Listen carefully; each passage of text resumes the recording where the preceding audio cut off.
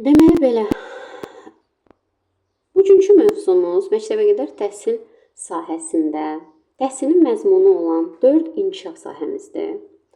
Bildiyiniz kimi, uşaq bağçaları sadəcə uşaqların orada gigiyenasının qaydaya salındığı, təhlükəsizliyinin qorunduğu bir müəssisə deyil, həm də təlimin, təhsilin həyata keçirildiyi bir müəssisə hesab olunur.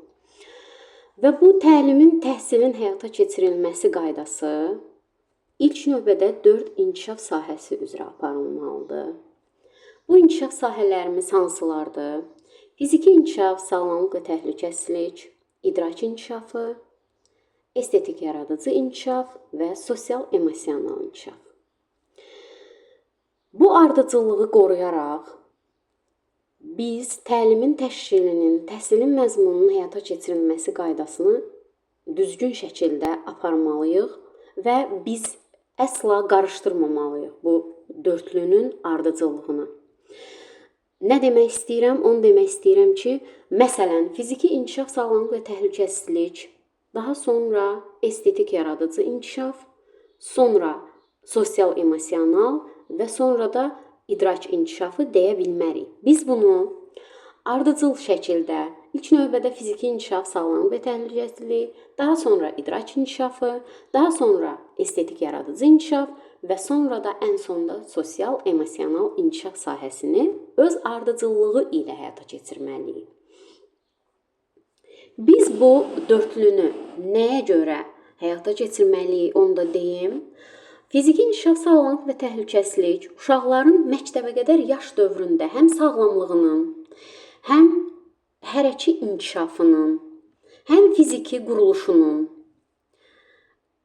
orqanizminin formalaşmasına, möhkəmlənməsinə nail olacaq və eyni zamanda da uşağın daxili orqanlarının yaxşılaşmasına, sağlamlığının qorunmasına, möhkəmləndirilməsinə, sanitar-gigiyenik qulluğunun təminatına, sonra rasional qidalanmasına, düzgün gün rejiminin aparılmasına, fiziki aktivliyin, sağlam həyat tərzinin keçirilməsinə, həmçinin də gigiyenik qulluğun, bədənə qulluğun, belə deyim, düzgün bədən quruluşunun həyata keçirilməsinə nail olacaq.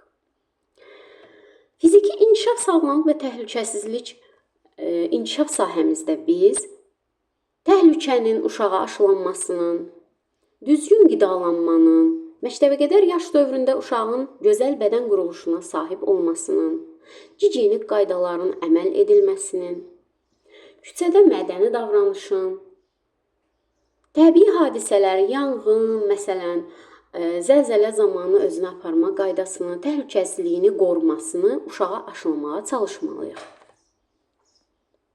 Bu bizim fiziki inkişaf, sağlamlıq və təhlükəsizlik inkişaf sahəmizə aid olan izahlardır. İndi isə keçirik idrak inkişafına.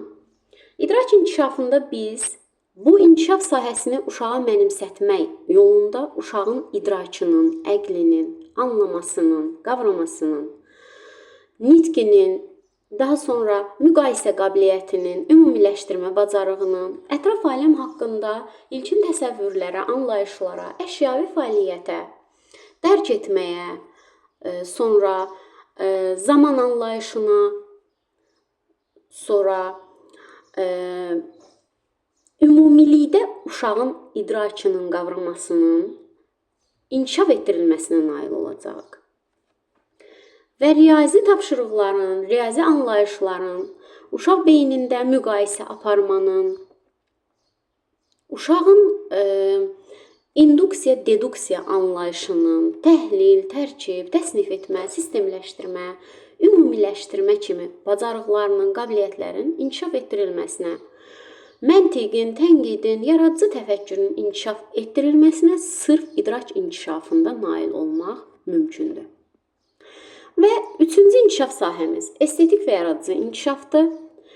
Estetik və yaradıcı inkişafda biz uşağa estetik tərbiyəni aşılamalı, zövqün, bədii yaradıcılığın, ətraf aləmdəki obyektlərin müşahidə və müzakirə edilməsini, təsviri fəaliyyətdə rənglərin, formaların, birləşmələrin, quraşdırma işinin prosesində, müxtəlif modellərin qurulması, məsələn, hekayə və nağılların, musiqi fəaliyyətində melodiyanın və mahnıların dinlənilməsi, uşaq musiqi alətlərində ifa etməsi, rəqs məktəblərində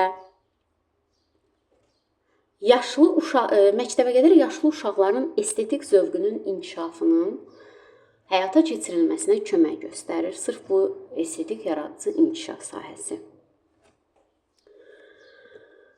Və sonuncu inkişaf sahəmiz isə sosial-emosional inkişafdır. Sosial-emosional inkişaf sahəsində biz uşaqların özünün emosional vəziyyətinin tənzimlənməsinə, ətrafındakı insanlarla ünsiyyət qurmasına, sosial-emosional inkişaf sahəsi vasitəsilə uşaqlarda insanlara qarşı müsbət münasibət, xeyirxahlıq, qayğıkeşlik, qarşılıqlı yardım, başqalarının dərdinə şərik olmaq, yəni nə deyirdik, empatiya hissini mənimsətmək, münaqişələrin həlli, problemli vəziyyətlərdən çıxış vəziyyətinin aşılanması, eyni zamanda da əmək və əməli fəaliyyətə, kollektivə davranmanın qaydalarını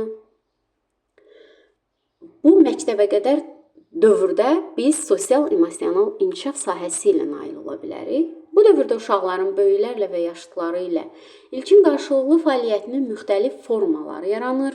Ünsiyyətin köməyi ilə birgə fəaliyyətin müxtəlif növlərində şəxsiyyətlər arası əlaqələr, böyüklərə hörmət, yaşıdlarına güzəşt, qarşılıqlı təsir və qarşılıqlı anlaşma təmin olunur.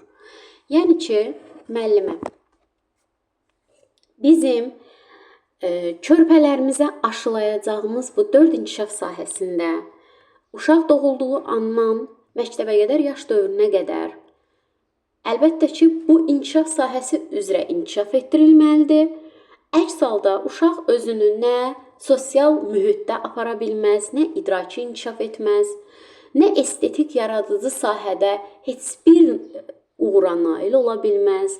Eyni zamanda da qidalanması, gigiyena vərdişləri, özünə qulluq, təhlükəsizlik qaydalarını bilməz. Buna görə də biz məktəbəqədər təhsil dövründə sırf bu 4 inkişaf sahəsi üzrə hərəkət etməli və bu qaydaları uşaqlara mənimsətməliyik.